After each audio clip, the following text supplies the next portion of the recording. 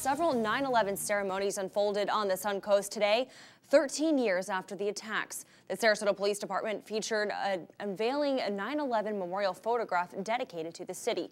SNN's Grant Boxleitner has more.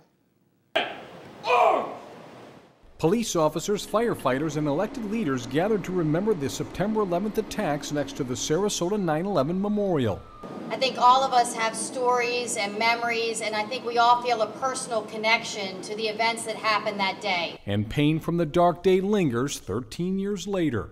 Husbands, wives, sons, and daughters would leave for work and say goodbye to loved ones, not knowing it would be for the last time.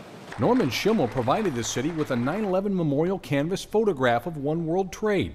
The longtime New York resident spoke at the ceremony, describing life in Manhattan in the days that followed the attacks. If you saw fire or police on the street, you brought them water, Gatorade, or coffee without even asking.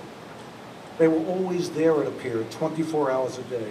Former federal government administrator Alan Greenberg also spoke. He was just a few blocks from the Twin Towers on 9/11. I heard this loud noise. I didn't see the plane. I just heard this loud whining sound, enormous sound, and then I heard an explosion louder than I've ever heard in Lower Manhattan. Now in New York you're used to these kind of sounds sometimes, but I had to say to myself, this was not a building collapse and this was not a boiler explosion. It was something far greater than that. Stories like this still fresh in the minds of many.